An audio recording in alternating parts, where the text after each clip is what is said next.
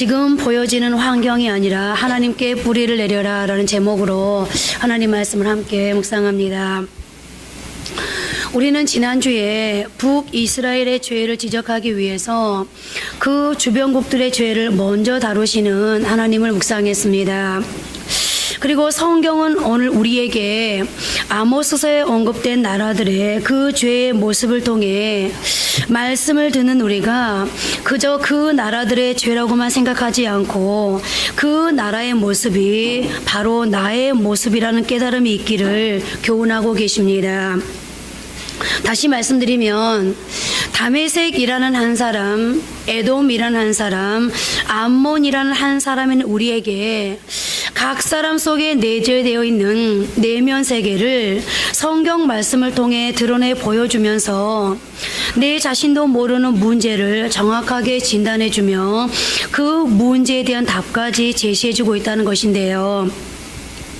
그런 의미에서 오늘은 모압과 유다 그리고 이스라엘의 죄를 살펴보면서 우리가 품고 있는 내면의 문제는 무엇인지 그리고 그 문제에 대한 해답은 무엇인지를 발견하고 어떻게 하면 우리 자신이 변화될 뿐만 아니라 세상을 변화시킬 수 있는 원동력을 가진 믿음의 사람이 될 수 있는지를 생각해 보도록 하겠습니다.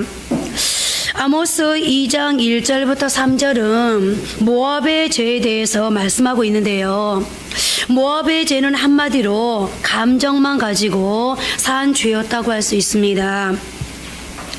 우리는 대체로 어떤 사람이 미우면 죽이고 싶다라고 말합니다.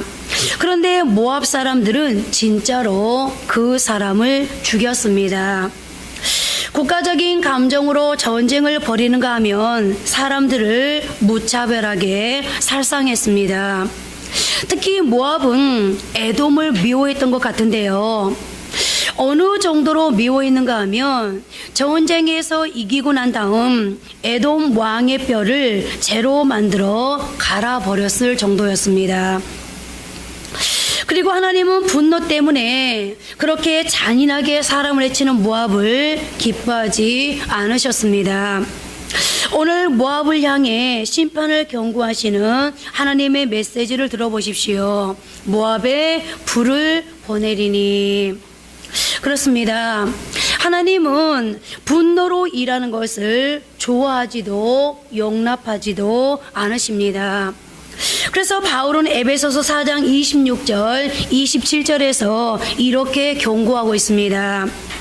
분을 내어도 죄를 짓지 말며 해가 지도록 분을 품지 말고 마귀에게 틈을 주지 말라. 분노하면 누구의 도구가 된다는 말입니까? 마귀의 도구가 된다는 것입니다.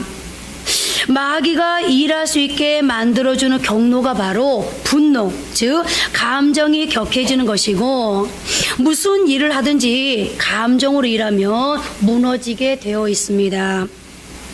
그래서 마귀는 우리의 분노의 줄기를 타고 들어와 우리의 인생을 망가뜨리려 하는 것입니다. 무엇보다 감정이 격해진 상태에서 그 분노 때문에 어떤 결단을 하고 행동을 하고 나면 그 이후에는 반드시 얼마 못 가서 후회하게 된다는 것입니다. 분노는 파괴력이 강한 반면 건설하는 데에는 아무런 힘도 발휘하지 못하기 때문입니다. 그래서 하나님은 오늘 모압이라는 나라를 통해 사람이 분노에 휘둘리게 되면 모압처럼 잔혹하게 되어 자신을 파괴하고 주변을 파괴하는 사람이 되고 만다는 분노로 산다면 모압처럼 될 수밖에 없다는 것을 우리에게 말씀하시고 무슨 일이든지 감정이 격해졌을 때 실행해서는 안 된다는 것을 말씀하고 계시는 겁니다. 그 다음 아모스서 2장 4절 5절을 통해서 유다의 죄를 다루고 계시는데요. 유다의 죄는 한마디로 하나님의 율법, 즉 말씀을 버리고 단기적 효과가 있을 것 같은 우상에게 미혹되어 그 거짓 것을 따라가는 죄였습니다. 다시 말씀드리면 하나님의 말씀보다는 지금 당장에 있을 단기적인 효과의 유혹에 넘어간 죄였습니다. 그런데 여러분, 유다는 하나님의 택한 백성이 아닙니까? 이 택한 백성, 곧 믿는 자들이 하나님의 말씀을 멸시하고 거짓것, 우상 숭배하는 죄를 범했다는 것인데요. 그러면 왜 믿는 사람들이 우상을 따라가는 걸까요? 거기에는 이유가 있습니다. 우상이 멋져 보여서가 아니라 우상을 섬기는 자들이 잘 되는 것처럼 보이기 때문입니다. 우상은 즉시 정답을 제시합니다. 항상 확실한 것 같습니다. 뭔가 당장 손에 잡히는 것 같고 당장에 눈에 보이는 것을 우리에게 제시합니다. 하나님은 눈에 안 보이는 반면 우상은 보입니다. 그야말로 우상이 제시하는 것은 내 욕심에 딱 맞아 떨어질 때가 많습니다. 반면에 하나님께서는 현찰을 주시는 법이 없습니다. 허구한 날 약속만 주십니다. 약속만 불투다 지쳐 쓰러져도 응답이 없습니다. 교육자들은 맨날 믿음은 인내이니 아브라함처럼 인내하라고, 인생의 어려움을 가지고 오면 요셉 때 그랬다, 다윗 때 그랬다 하면서 믿음으로 기다리라고만 합니다. 그러나 현실적으로 그렇게 기다리기만 하려니 속이 터집니다. 말씀과 현실의 괴리가 너무 큽니다. 그런데 오늘 아모스서에 나타난 유다 백성들의 모습이 바로 그러했습니다. 하나님은 당장 눈에 보이지 않고 자신들의 눈에 당장에 보이는 세상이 가져다주는 달콤함이 있습니다. 그래서 그들은 그 달콤함을 따라갔습니다. 그리고 이 유다의 이야기가 바로 호세아의 다말의 이야기인데요. 세상이 가져다주는 미끼를 따라간 것입니다. 물고기를 잡으려면 물고기가 좋아하는 미끼를 던져야 하듯이 우상은 유다 백성들이 좋아하는 것을 주었고 그들이 꿈에도 소원하는 것을 줬습니다. 명예를 좋아하는 사람에게는 명예를, 돈을 좋아하는 사람에게는 돈을, 쾌락을 좋아하는 사람에게는 쾌락을 즐기도록 해주었습니다. 마치 예수님이 광야에서 40일 금식 기도를 하실 때 마귀가 예수님께 다가와 가장 필요한 것을 가지고 협상했듯이 오늘 유다 백성들에게도 우상은 미끼를 던져주었습니다. 그러나 그것은 결국 미끼일 뿐 그들을 기다리고 있는 것은 죽음이었습니다. 그리고 그것이 유다였습니다. 그리고 이제 이스라엘 근방의 이방인들의 죄를 먼저 지적하신 하나님께서는 이제 그 핵심인 이스라엘의 죄를 만천하에 폭로하기 시작하시는데 그들에게는 세 가지 죄가 있었습니다. 그 첫 번째 죄가 경제적인 죄였는데요. 2장 6절 중반절에 보니까 그들이 은을 받고 의인을 팔며 라는 말씀이 나오는데 이것은 그들이 가난한 사람을 노예로 팔아 넘긴다는 것이고 그 다음 시인한 켤레를 받고 가난한 자를 팔며 라는 것은 한 사람이 시인 한 켤레 값이란 얘기가 아니라 그것은 빚진 액수가 적은 사람이라도 봐주거나 유예해 주지 않았으며 조금 모자란 빚을 갚았는데 다 갚지 못하고 남아있는 조금 모자란 그 액수 때문에 비정하게 노예로 팔아버렸다는 말입니다. 그 다음 두 번째 죄는 도덕적인 죄였습니다. 2장 7절에서 이런 말씀이 나옵니다. 아버지와 아들이 한 젊은 여인에게 다녀서 내 거룩한 이름을 더럽히며 라고 말씀하는데 이것은 아버지와 아들이 한 여자와 잠자리를 하는 폐륜적인 행동을 가리킵니다. 그리고 세 번째는 예배에 관한 죄로서 그들은 하나님 앞에 위선적인 예배를 드렸습니다. 아모스 2장 8절입니다. 모든 제단 옆에서 전당 잡은 옷 위에 누우며 그들의 신전에서 벌금으로 얻은 포도주를 마심이니라. 이 말씀은 이런 겁니다. 예배를 드리고 철야 기도를 하는데 바닥이 딱딱하다며 깔고 앉은 옷은 전당 잡은 옷이요, 기도하다가 목이 말라 마시는 음료수는 연체료로 받은 포도주라는 말입니다. 신앙에 열심은 있는 것 같은데 삶은 엉터리라는 것입니다. 온전히 헌금하는 줄 알았는데 알고 보니 고스톱에서 딴 돈으로 11조하고 훔친 돈으로 감상금 하는 격이라는 것입니다. 또 시험 볼 때는 엉뚱하게도 하나님께서 컨닝할 수 있는 좋은 눈을 주셨다고 감사한다는 것입니다. 이렇게 하나님은 이스라엘의 죄 세 가지를 말씀하시고 이제 더 구체적으로 북이스라엘의 수도인 사마리아의 죄의 문제를 다루기 시작하시는데요. 북이스라엘은 굉장히 부유했습니다. 그래서 그들은 겉으로 보이는 번영에 취해 자기 자신의 문제가 무엇인지조차도 깨닫지 못했고, 하나님께서는 그런 사마리아를 향해 외적인 번영에 속지 말고 내면의 변화를 촉구하셨습니다. 즉 하나님과의 교제를 회복하라는 말씀이셨습니다. 오늘 본문 9절 말씀입니다. 아스도드의 궁궐들과 애굽 땅의 궁궐들의 선포에 이르기를 너희는 사마리아 산들에 모여 그 성 중에서 얼마나 큰 요란함과 학대함이 있나 보라 하라. 아스도드의 궁궐과 애굽 땅의 궁들이 언급되는 것으로 보아 여로보암 2세 때 사마리아가 얼마나 번영했었는지 잘 알 수 있는 부분입니다. 그리고 12절에도 그 당시 번영의 정도를 알 수 있는 단서가 나오는데요. 여호와께서 이와 같이 말씀하시되 목자가 사자 입에서 양의 두 다리나 귀 조각을 건져냄과 같이 사마리아에서 침상 모서리에나 걸상의 방석에 앉은 이스라엘 자손도 건져냄을 입으리라. 이 말씀으로 우리는 그 당시 문화생활의 수준을 알 수 있습니다. 지금으로부터 약 2800년 전 우리 역사에서 고인돌 문화가 전개되고 있을 즈음인 BC 800년경 그들은 이미 침상에서 생활했다는 것입니다. 의자에 비단 방석을 깔았다는 것도 아주 놀랍습니다.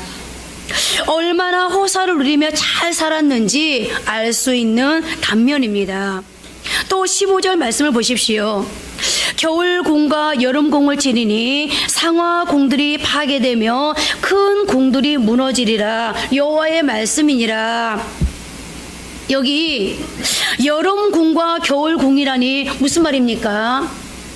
별장이 여러 채 있었다는 것입니다. 여름 별장 따로, 겨울 별장 따로. 또 얼마나 호화로운지 상하로 궁을 꾸몄다고 했습니다. 어마어마하게 잘 살았던 모양입니다. 그러나 문제는 많은 사람들이 바로 여기에 속았다는 것입니다. 겉으로 드러난 평안함과 화려함, 겉에서 보는 부유함에 안도하며 자기 자신이 죄 가운데 멸망할 자리로 가고 있다는 것을 깨닫지 못했을 뿐만 아니라 문제의식도 갖지 못했습니다. 하나님의 백성임에도 불구하고 하나님의 말씀에 뿌리를 두는 삶이 아니라 세상과 세상이 가져다주는 편안함과 달콤함에 뿌리 두는 삶을, 오늘 하나님은 그 삶을 살고 있는 이스라엘을 경계하고 계시는 건데요. 그럼 이제 다시 한번 정리해 보겠습니다. 모압은 하나님보다 자신의 감정을 앞세워 그 분노를 격하게 분출해내는 것 때문에 죄가 되었고, 유다는 당장의 눈에 보이는 것에 속아서 죄를 짓게 되었고, 이스라엘은 하나님의 말씀보다 지금 당장 자신의 배를 채우기 위해 사람들을 비정하게 팔았고, 그것으로 부여진 바로 그것 때문에 정당하지 못한 방법으로, 옳지 않은 방법으로 축적한 그 부 때문에, 그리고 그것을 지키기 위해서 지금 누리고 있는 그 달콤함에 하나님의 말씀을 외면한 채 살아갔습니다. 그리고 그들이 드리는 예배는 그저 형식적인 예배였을 뿐이었습니다. 하나님은 바로 그런 이스라엘을 향해 심판의 메시지를 선포하고 있는 것인데요. 그러면 모압과 유다, 그리고 이스라엘이 하나님의 심판의 메시지에서 어떻게 하면 자유로울 수 있을까요? 아니, 이 시대의 모압이라는 한 사람으로, 유다라는 한 사람으로, 이스라엘이라는 한 사람으로 살아가는 우리가 오늘 모압과 같은 죄를, 유다와 같은 그런 시행착오를, 그리고 이스라엘과 같은 속는 삶을 살아가고 있는 우리가 어떻게 하면 죄의 자리에서 벗어나 하나님의 사람으로 축복의 삶을 당당하게 살아갈 수 있을까요? 첫째는 모압의 한 사람으로 감정을 앞세울 수밖에 없는 상황이 생긴다면, 우리는 이런 상황을 매번 살아갈 수밖에 없는데요. 그런 상황이 생긴다면 우리는 바로 그때 하나님께서 우리에게 주신 말씀의 기준이 무엇인지를 생각해야 한다는 것입니다. 그리고 그 말씀의 기준으로 반응하고 일할 수 있어야 한다는 것입니다. 왜냐하면 감정에 치우칠 때 반드시 어려움을 겪는다는 것은 우리의 지나온 역사가 증명하고 있기 때문인데요. 우리가 잘 아는 모세가 바로 그런 역사의 증인이었습니다. 그리고 우리는 민수기 20장에서 그 역사의 현장을 만날 수 있는데요. 이스라엘 백성들이 가데스라는 곳에 왔을 때입니다. 그들은 그곳에서 물이 없다는 이유로 모세를 원망했고, 모세가 하나님께 엎드려 기도했더니 하나님께서 모세에게 반석에게 명령하여 물을 내게 하라라고 하시며 물을 마실 수 있는 방법을 말씀해 주셨습니다. 그런데 모세가 여기서 원망하고 불평하는 백성들을 보고 몹시 흥분하고 분노하면서 어떻게 했는지를 보십시오. 민수기 20장 11절 말씀 함께 합독하십니다. 모세가 그의 손을 들어 그의 지팡이로 반석을 2번 치니 물이 많이 솟아나오므로 회중과 그들의 짐승이 마시니라. 하나님께서는 모세에게 반석을 향하여 명령을 내려서 물을 내라고 하셨습니다. 반석을 치라고 한 게 아닙니다. 반석을 향하여 물아 나오라 라고 명령만 하면 물이 나올 것이라고 말씀하셨습니다. 그런데 모세는 하나님의 말씀, 하나님의 명령보다 자신의 감정을 앞세워 불순종하고 말았습니다. 그리고 그 결과가 무엇이었는지를 보십시오. 민수기 20장 12절 말씀 한 번 더 합독하십니다. 여호와께서 모세와 아론에게 이르시되 너희가 나를 믿지 아니하고 이스라엘 자손의 목전에서 내 거룩함을 나타내지 아니한 거로 너희는 이 회중을 내가 그들에게 준 땅으로 인도하여 드리지 못하리라 하시니라. 모세는 이 범죄 때문에 인생의 석양에서 한 번 범한 이 죄 때문에 지금까지 광야에서 온갖 고생을 하면서 백성들을 인도해왔던 그 역사를 가나안까지 지속하지 못했습니다. 가나안 땅을 목전에 두고 가나안 땅을 밟지 못하는 이 비극, 이것이 단 한 번의 실수 때문에 일어났다는 사실은 오늘 저와 여러분의 삶 속에서 우리가 범할 수 있는 단 한 번의 실수가 하나님이 나를 통해서 나타낼 수 있는 영광과 하나님을 통해서 얻을 수 있는 특권을 잃어버리는데 얼마나 중요한 결정적 원인이 될 수 있는지를 깨닫게 해줍니다. 그렇습니다. 우리는 하나님을 신뢰하면서도 막상 삶의 어떤 과제 앞에 부딪히게 되면 하나님의 말씀보다는 내 상황과 감정을 앞세우는 오류를 범할 수 있습니다. 아무리 성숙한 사람도, 또 아무리 많은 사건을 경험한 사람도, 아무리 능숙한 사람도, 신앙의 연륜이 많이 쌓인 사람도 유혹 앞에서는 다 마찬가지라는 사실을 우리는 오늘 모세를 통해서 확인합니다. 우리가 잠시 신앙의 시각이 흐려지기만 하면 모세처럼 넘어질 수 있다는 사실 앞에서 우리는 모세가 참 위대한 하나님의 사람이었지만 그도 별 수 없이 약해질 수 있고 넘어질 수 있고 실패할 수 있고 또 유혹의 구렁텅이에 빠질 수 있는 사람이라는 것을 배울 수 있습니다. 그러나 우리가 알아야 할 게 있습니다. 연약하게 더더욱 하나님을 신뢰하고 하나님의 말씀을 앞세우기 위해 부단히 몸부림을 쳐야 한다는 것입니다. 왜냐하면 죄의 결과는 반드시 있기 때문입니다.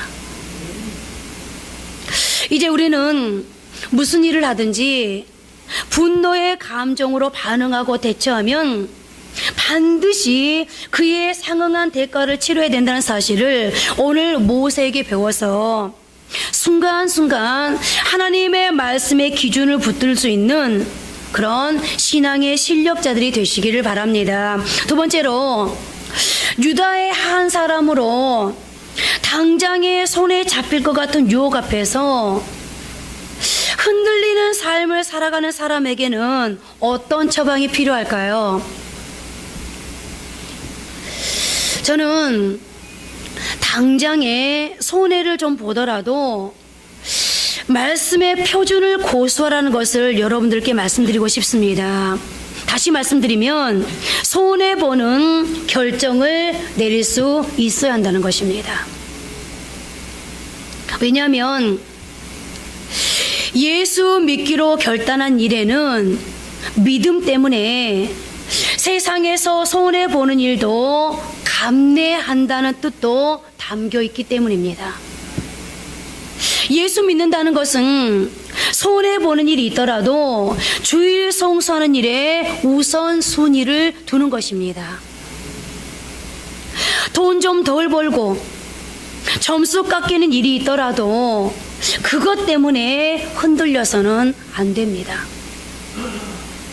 손해 볼 것을 감수하면서 주일 성수하는 것이 바로 믿음입니다. 그런데 문제는 현실이 만만치 않다는 건데요. 그런 똑같은 유혹이 있었던 민족이 바로 이스라엘이었습니다. 하나님께서는 이스라엘을 출애굽시켜 가나안의 주인 되게 하실 때 가장 강조했던 것이 우상 숭배의 문제였습니다. 그런데 막상 이스라엘 백성들은 가나안에 정착하면서 많은 사람들이 아모리 족속의 우상인 바알을 숭배했습니다. 그들의 현실을 살아가기 위해서는 어쩔 수 없는 선택이었습니다.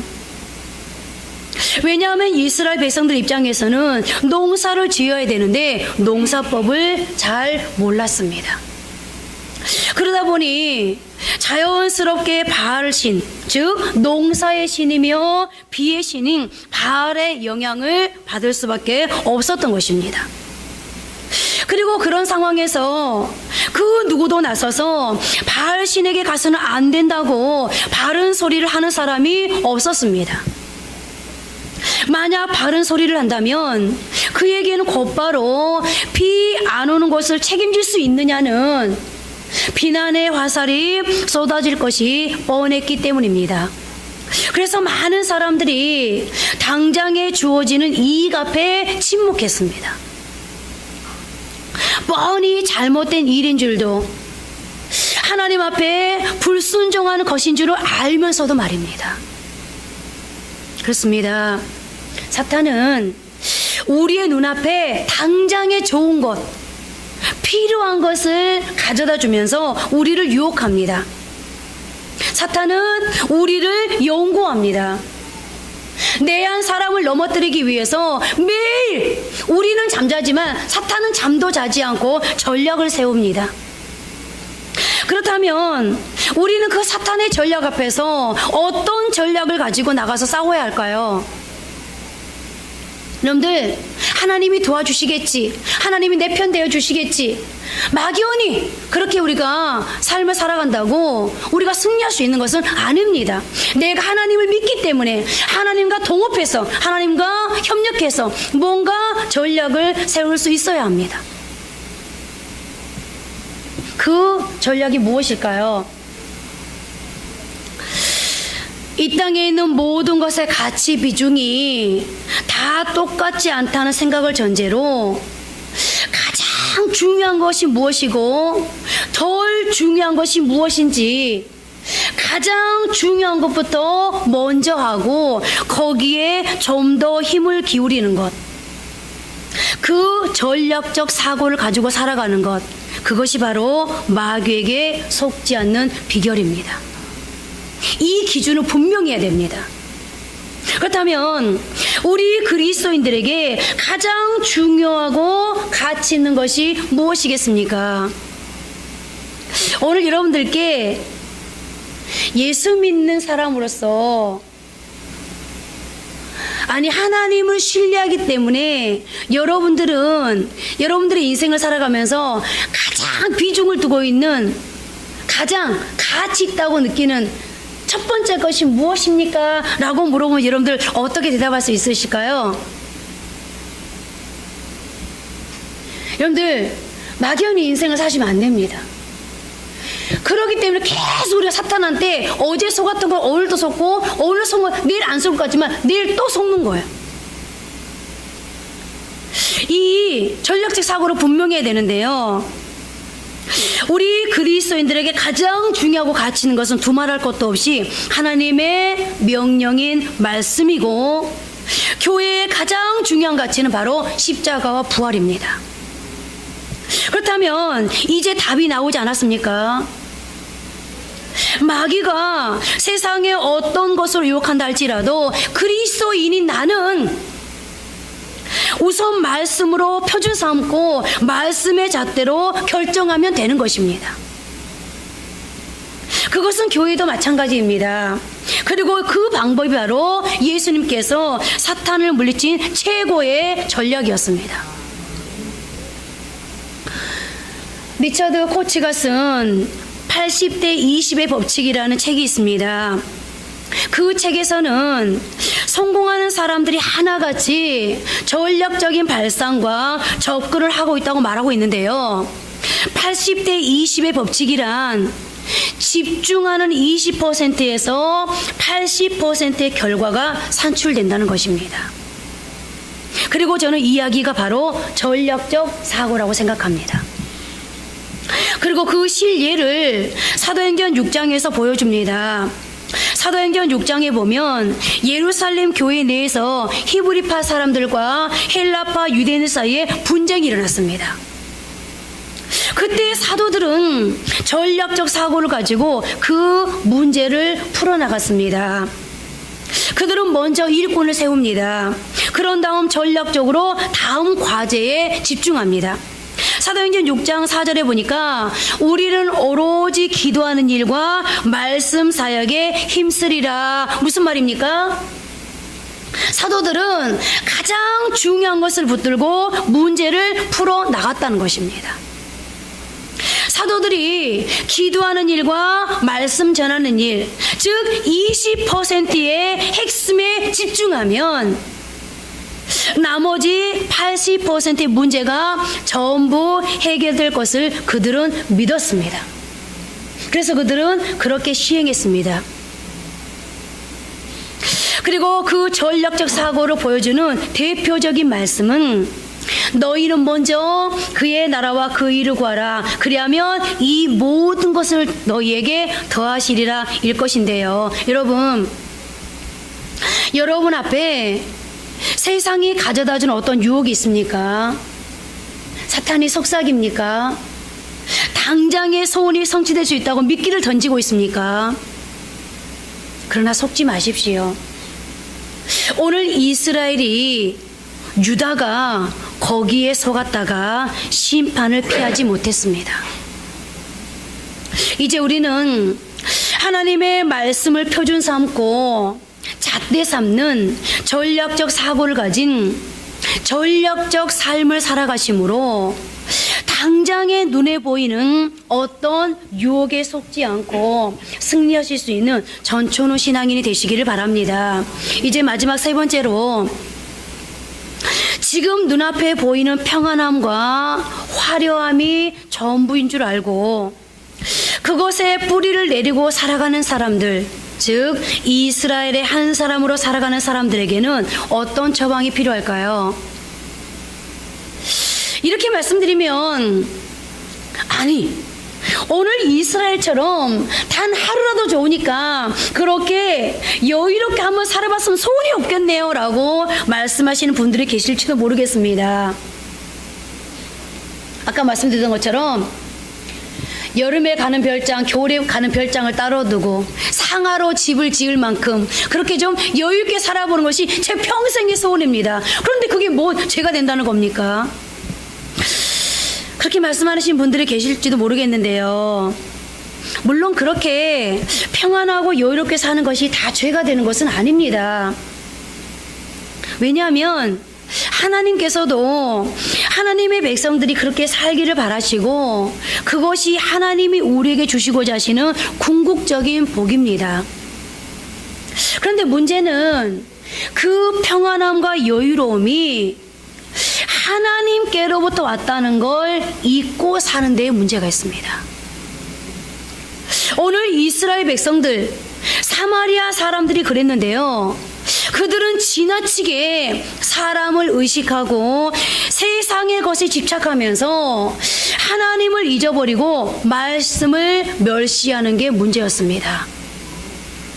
그들이 정말 하나님의 사람이고 하나님의 축복으로 지금의 것을 누린다고 여겼다면 하나님 앞에서 하나님의 말씀을 신뢰하는 믿음을 가지고 하나님께 삶의 뿌리를 내려야 옳았습니다.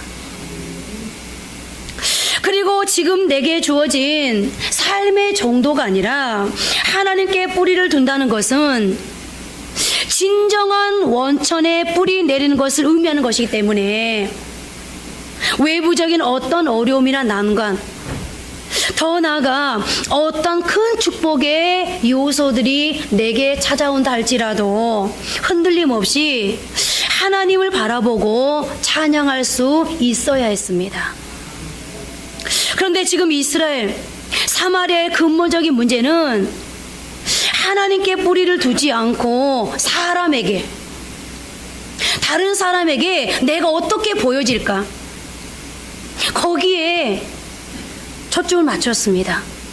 그리고 환경과 삶의 조건에 뿌리를 두고 있다는 데 있었습니다. 그러나 그들의 모습은 비단 그들의 모습에서 끝나지 않는다는 것입니다. 역사는 반복되어집니다. 오늘 그들의 영성과 우리의 영성이 다를 게 무엇입니까? 일일이 조건 따져가면서 환경이 좋으면 안도하고 그렇지 않으면 불안해하고, 자기를 돕는 사람들이 있으면 안도하고 돕는 사람들이 없으면 불안해하고, 자기 눈에 보이는 어떤 열매가 있으면 안도하고 열매가 없으면 불안해하는 이 모습이 사마리아와 다를 게 뭐가 있겠습니까? 무엇보다 이렇듯 그 뿌리를 하나님을 향해 내리지 않으면 그 영혼이 말라 비틀어지는 것도, 하나님의 축복의 요소들이 흩어져 버리는 것도 시간 문제일 것인데요. 그러면 어떻게 해야 할까요? 여러분들 삼국지 보셨죠? 삼국지를 보면 초반부에 유비 이야기 가운데 상상이라는 곳에서 만난 어떤 노인과의 이야기가 나옵니다. 유비의 스승 노식이 관직에 나가게 되면서 제자들을 전부 흩어보냈습니다. 하지만 유비에게는 추천서를 써주면서 정연이라는 사람을 찾아가 보라고 합니다. 유비는 스승이 써준 추천서를 들고 정연이라는 학자를 찾아가다가 큰 개울을 만났는데 공교롭게도 다리가 없었습니다. 유비는 바지를 걷어붙이고 간신히 개울을 건넜습니다. 나름 매우 쌀쌀했고 물에 빠지다시피 하면서 개울을 건넜으니 몸이 얼마나 얼어붙었겠습니까? 그렇게 겨우 개울을 건넌 유비를 향해 반대편에서 어떤 노인이 소리를 집니다. 야, 이 젊은 놈, 이리 오너라. 다리도 없고 배도 없는데 그냥 쳐다만 보고 있으면 어떻게 하느냐? 당장 건너와서 나를 업고 건네줘야 하지 않겠느냐? 간신히 차가운 강물을 건너왔는데 이 무슨 황당한 경우인가 싶었지만 유비는 역시 유비였습니다.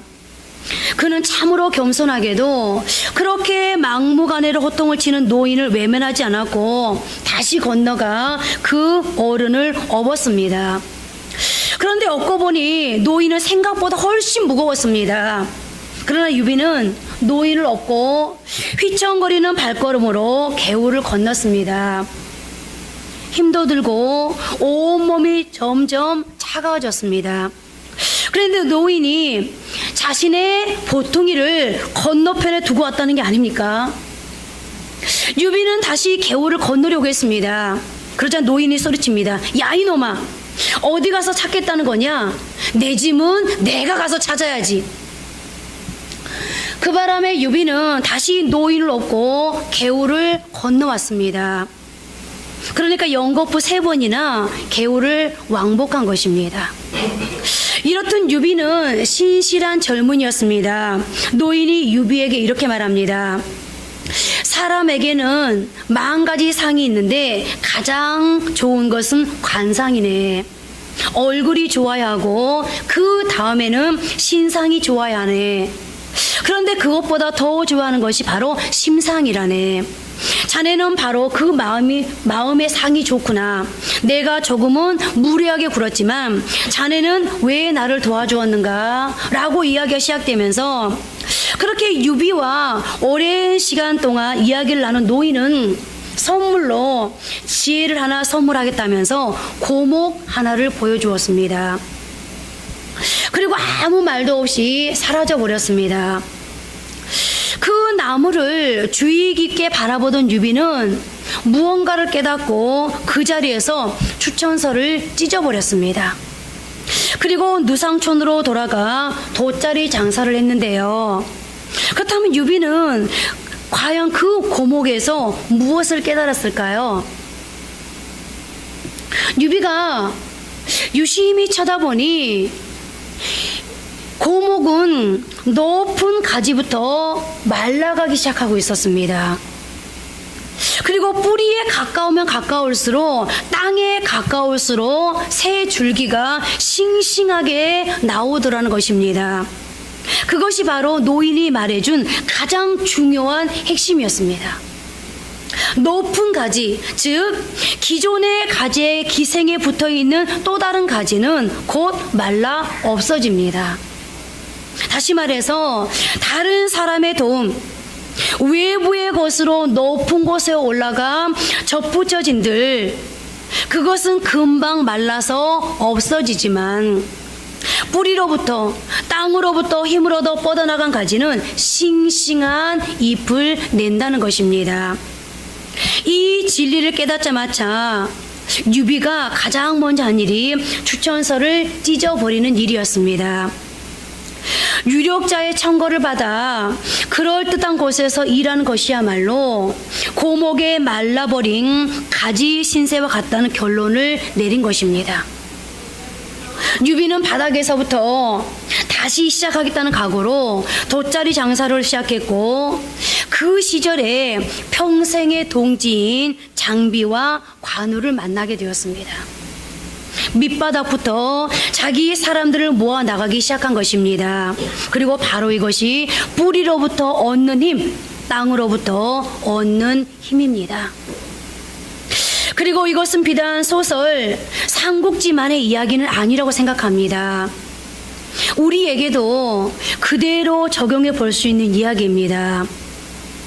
진정으로 한 시대를 움직이는 한 시대의 그리스도인이 되려면 우리도 유비처럼 세상의 것에 뿌리를 내리는 것이 아니라, 세상의 조건에 내 인생의 뿌리를 두는 것이 아니라, 가장 확실한 내 인생을 책임져 줄 수 있는 능력의 원천이 되시는 전능하신 하나님께 뿌리를 내려야 한다는 것입니다. 그렇습니다. 사람을 그리고 환경을 의지하지 않고 하나님께 뿌리받고 기초부터 시작하는 사람은 그 누구보다 강할 수 있습니다. 바로 그 사람이 자신의 감정을 컨트롤할 수 있고, 바로 그 사람이 사탄이 어떤 미끼로 유혹해와도 당장에 눈에 보이는 것 때문에, 당장에 내가 얻을 수 있는 유익 때문에, 바로 그것 때문에 자신의 신앙과 영혼을 팔지는 않습니다. 지금 당장 내가 누리는 평안함과 화려함에 만족하는 어리석음을 범하지 않습니다. 이제 우리 모두 지금 주어진 삶에 안주하는 폐쇄적인 삶에서 벗어나 하나님을 향해 뿌리를 내리고 인생의 새로운 싹을 틔울 수 있는 복된 성도들, 신앙의 전춘의 실력을 가진 그런 성도들이 되시기를 바랍니다. 이제 한번 기도하겠습니다. 오늘 여러분들은 모압, 유다, 그리고 이스라엘, 그리고 사마리아, 그 나라들을 향한 하나님의 지적을 들었습니다. 오늘 저와 여러분은 모압과 같은 하나님의 말씀보다는 내 감정을, 상황을 앞세우는 사람은 아닙니까? 유다처럼 지금 당장 내 눈앞에 보이는 유혹에 쉽게 무너져 내리는 그런 신앙을 가진 사람은 아닙니까? 오늘 이스라엘처럼 내가 누리고 있는 것이 마치 완벽한 것인 것처럼, 영원한 것인 것처럼 거기에 속아서 거기에 안주하고 있지는 않습니까? 우리 한번 기도하면서, 하나님, 내가 이제 세상의 것에 뿌리를 내리는, 세상의 것에 뿌리를 둔, 거기에 기초 삼는 삶이 아니라 오직 하나님께 뿌리를 내릴 수 있는 그런 신앙의 삶, 전춘의 신앙을 가진 사람이 되게 해주십시오. 한번 기도하십니다.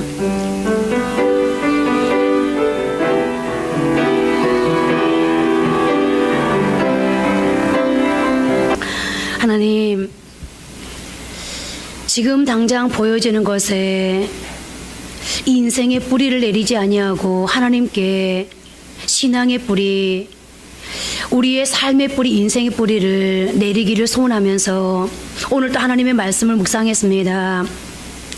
그런데 아버지 하나님, 성경 전체를 통틀어 보면 왜 하나님의 백성들이 죄를 지을 수밖에 없었는지, 하나님의 마음을 안타깝게 하고 하나님께로부터 심판의 경고등을 켜게 할 수밖에 없었는지, 그 이유가 하나님 이제 우리에게 오늘 공통점으로 다가옵니다.